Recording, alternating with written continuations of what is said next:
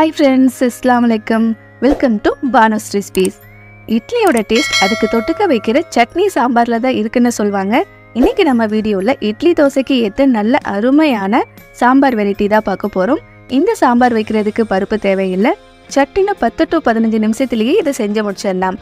நாம யூஸ்வலா வீட்டில் பருப்பு போட்டு வைக்கிற சாம்பாரை விட இந்த பருப்பு இல்லாத சாம்பாரோட டேஸ்ட் ரொம்பவே சூப்பரா இருக்கும்.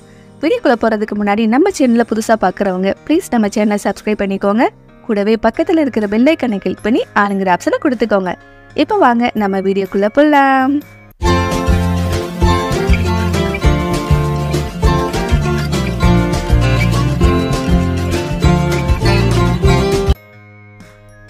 குக்கரில் 2 வெள்ளாரி வெங்காயத்தை ரஃபா சாப் பண்ணி சேர்த்துக்கலாம்.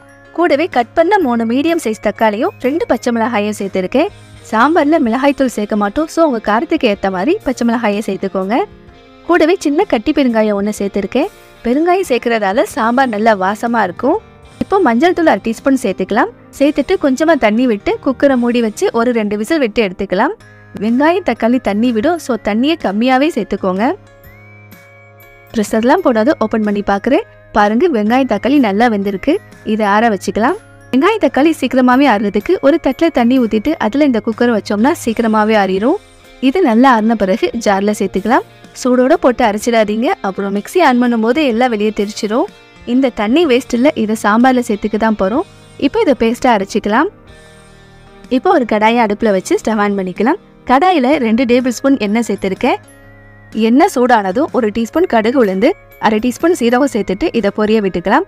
இது கூடவே 2 வரமிளகா, ஒரு கொத்து கருவேப்பிலை, 4-5 வெள்ளைப்பூடை ஒன்றும் பாதியமாக தட்டிட்டு சேர்த்துருக்கேன். எண்ணெயில் வெள்ளைப்பூடு நல்லா பொரிஞ்சதும் வெங்காயம் தக்காளி வேக வச்சு அந்த மிச்ச தண்ணியை கடாயில் சேர்த்துக்கலாம். ஸ்டவ்வை லோ ஃப்ளேமில் வச்சுட்டு தண்ணியை சேர்த்துக்கோங்க. இப்போ அரைச்சி வச்சிருக்கிற வெங்காயம் தக்காளி பேஸ்ட்டை கடாயில் சேர்த்துக்கலாம். ஜாரை அலசிட்டு அந்த தண்ணியையும் கூடவே ஒரு செம்பு தண்ணியும் நான் சேர்த்துருக்கேன். இப்போ சாம்பாருக்கு தேவையான உப்பும் கூடவே 1 டீஸ்பூன் சாம்பார் தூள் சேர்த்துட்டு இதை நல்லா கலந்து விட்டுக்கலாம்.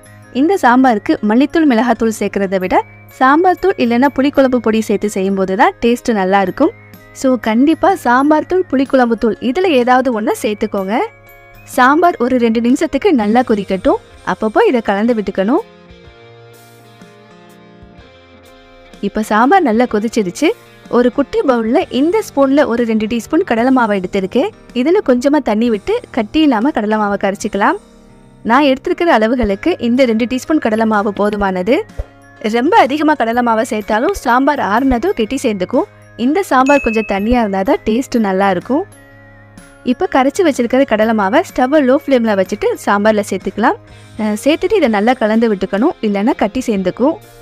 இந்த ஸ்டேஜில் உப்பு கரெக்டாக இருக்கான்னு செக் பண்ணிக்கோங்க. எனக்கு கரெக்டாக தான் இருக்குது. லாஸ்ட்டாக கட் பண்ண மல்லித்தலையை தூவிட்டு ஸ்டவ்வை ஆஃப் பண்ணிடலாம். நீங்கள் கட்டி பெருங்காயம் சேர்க்கலைன்னா இந்த டைமில் பெருங்காயத்தூளை சேர்த்துக்கோங்க. அவ்வளோதான், நம்மளோட பருப்பு சேர்க்காத இட்லி சாம்பார் மணக்க மணக்க சூப்பராக ரெடி ஆயிடுச்சு. நான் சொன்ன இந்த அளவுகளில் சாம்பார் வைக்கும்போது 4 பேர் தாராளமாக சாப்பிட்லாம். பஞ்சு போல் சாஃப்டான இந்த இட்லிக்கு நாம் ரெடி பண்ண இந்த சாம்பாரை ஊற்றி சாப்பிட்டா அவ்வளோ டேஸ்ட்டாக இருக்கும். இது ரேஷன் அரிசியில் பண்ண இட்லி தான். ரேஷன் அரிசியில் சாஃப்டான இட்லி எப்படி பண்ணுறதுன்னு நம்ம சேனலில் ஆல்ரெடி வீடியோ அப்லோட் பண்ணியிருக்கேன். லிங்க் டிஸ்கிரிப்ஷனில் இருக்குது, வேணும்னா செக் பண்ணி பார்த்துக்கோங்க. இந்த இட்லி கூட மணக்க மணக்க நாம் ரெடி பண்ண பருப்பு சேர்க்காத சாம்பாரை ஊற்றி சாப்பிட வேண்டியதா. எத்தனை இட்லி சாப்பிட்டோம்னு நமக்கே தெரியாது, அவ்வளோ டேஸ்ட்டாக இருக்கும். ரோட்டு கடைகளில் சாப்பிட்ற அதே டேஸ்ட்டில் இந்த சாம்பார் அட்டகாசமாக இருக்கும்.